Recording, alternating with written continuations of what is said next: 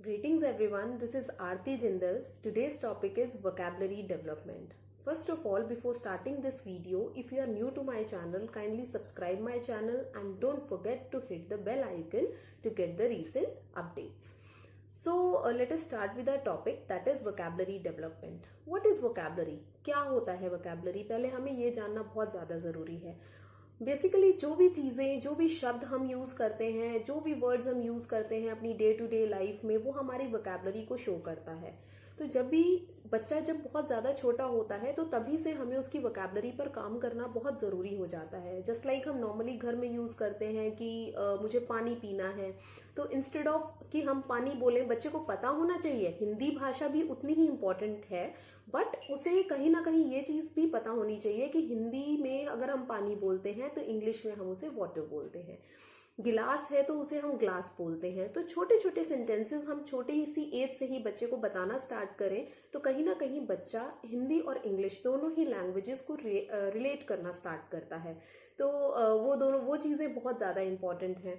कोई भी चीज़ है, कोई भी वर्ड है, तो उसे हम इलेबोरेट करके थोड़ा बच्चे को समझाएं, क्योंकि अभी जो ये एक छोटी एज होती है 5 ईयर्स तक की या 10 ईयर्स तक की, जब हम एज की बात करते हैं तो बच्चा क्रिएटिविटी जोन में होता है. वो चीज़ें जानने की कोशिश करता है बिकॉज बहुत क्यूरियस रहता है, उसे वो चीज़ें नहीं पता है, बहुत ब्लैंक होता है. तो स्क्रैच से जब भी कोई चीज़ है हमें उसे स्टार्टिंग से वो चीज़ें बताने की हैबिट डालनी है ताकि उस बच्चे की वोकैबुलरी डेवलपमेंट पर हम काम कर सकें.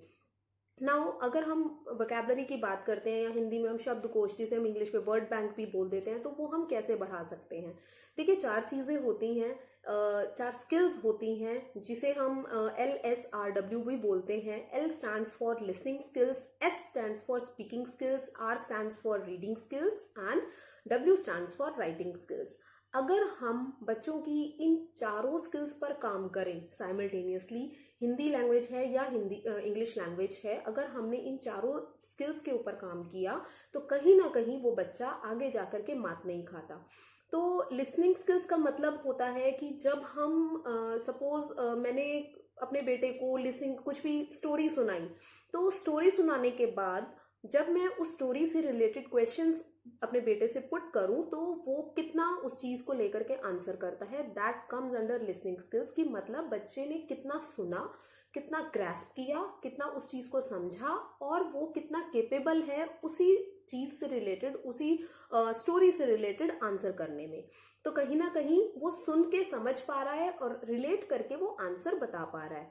तो वो हमारी लिसनिंग स्किल्स हो जाती हैं. स्पीकिंग स्किल्स हैं कि बच्चा जो भी चीजें बताना चाह रहा है, जो भी चीजें उसने सुनी या लिखी या देखी, तो उनको वो सही तरीके से व्यक्त कर पाता है या नहीं कर पाता, बता पाता है या नहीं बता पाता, वो स्पीकिंग स्किल्स है. कई बार क्या होता है, हम सुनते हैं कि हाँ ये बच्चा है या ये कोई भी इंसान है कि वो जो कहना चाहता था वो समझा नहीं पाया, तो कहीं ना कहीं वो स्पीकिंग स्किल्स में लैक कर गया, क्योंकि वो उस तरीके से उस बात को इलेबोरेट नहीं कर पाया, उसका मीनिंग नहीं इलेबोरेट कर पाया, राइट. इसके बाद थर्ड जो हमारी स्किल्स आती हैं, R means reading skills. Reading skills है कि कितना बच्चा रीड कर पा रहा है, कोई भी चीज़ है, किस तरीके से, सपोज हम बच्चों की ही बात करते हैं तो कितना वो रीड कर पा रहा है. कोई भी चैप्टर हमने बोला तो वर्ड्स को जोड़ करके किस तरीके से एक सेंटेंस बनाना है, कहाँ हम पंक्चुएशन की बात करते हैं. इंग्लिश ग्रामर के अंदर बहुत सारी चीज़ें हैं, हिंदी ग्रामर के अंदर बहुत सारी चीज़ें हैं, बट इम्पॉर्टेंस कहाँ होती, इम्पॉर्टेंट कहाँ चीज़, कौन सी चीज़ इम्पॉर्टेंट है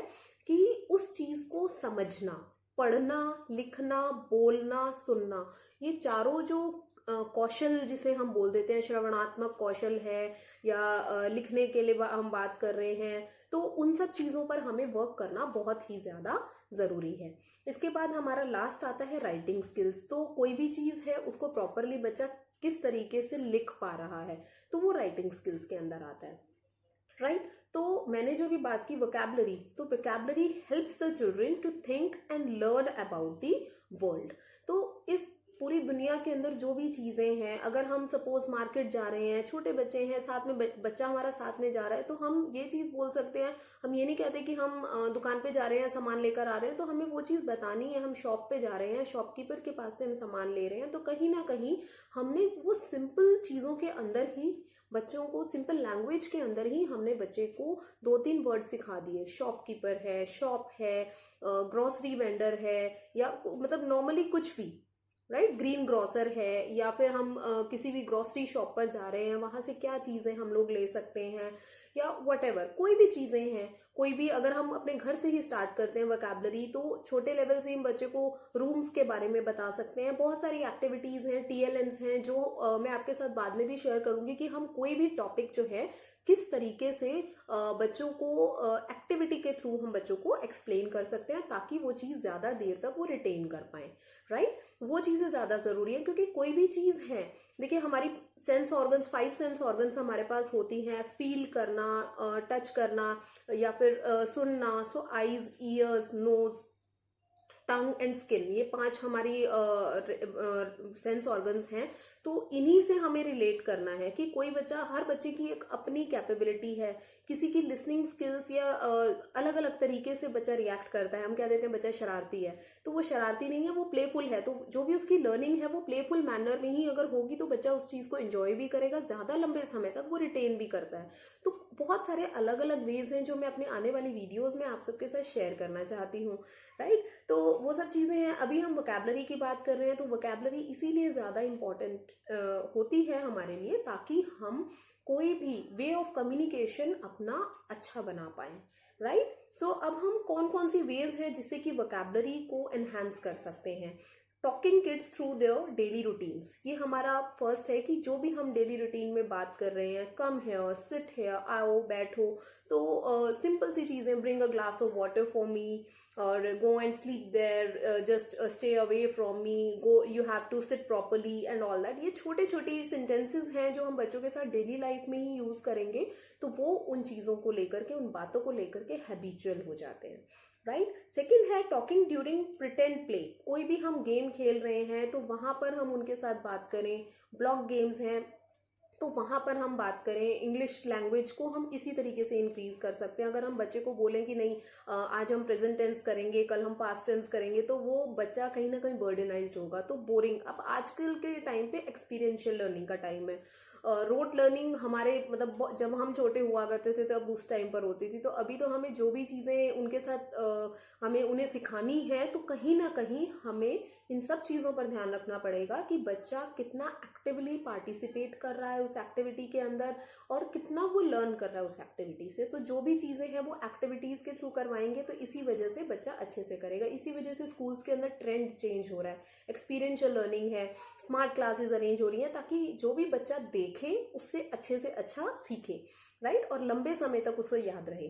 सो म्यूजिक के थ्रू सेंसरी एक्टिविटीज जो हैं वो इसीलिए इंपॉर्टेंस, क्योंकि हमारे टाइम पे जब मैं छोटी हुआ करती थी, फ्रैंकली स्पीकिंग, प्ले स्कूल्स का नहीं उस टाइम पे इतना ट्रेंड रहता था, बट आज के टाइम पर प्ले स्कूल्स बहुत इंपॉर्टेंस रखते हैं, क्योंकि वहां पर अलग अलग तरीके की ग्रॉस मोटर स्किल्स पे काम हो रहा है, या फिर सेंसरी एक्टिविटीज पर बहुत ज्यादा वर्क करते हैं कि बच्चा किस तरीके से प्लेवे मेथड में अपनी सेंस ऑर्गन्स को डेवलप करे, उतने अच्छे से गेन करे। सो ये भी कुछ रीजन होते हैं।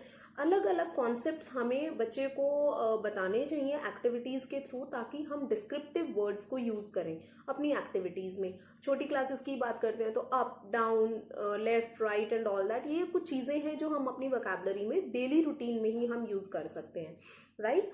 इसके अलावा कोई पिक्चर है हम बच्चे को दिखा रहे हैं, या कोई भी चीज है, तो पिक्चर डिस्क्रिप्शन बहुत इंपॉर्टेंस रखता है कि okay what are you seeing over there and what is there, who is sitting behind, below the tree and all that, under the tree and all that. मतलब वो सब कुछ एक चीजें हैं जो कि हम यूज करते हैं सो दैट बच्चा ज्यादा से ज्यादा गेन करे, राइट। तो इन्हीं सब चीजों पर हमें फोकस करना है। तो आज के लिए बस इतना ही। बाकी जो भी डिटेल्स हैं अगली वीडियो में हम मिलते हैं एक नए टॉपिक के साथ, नए आइडिया के साथ। So that's all for today. Thank you so much. Bye bye, take care and stay tuned. Bye.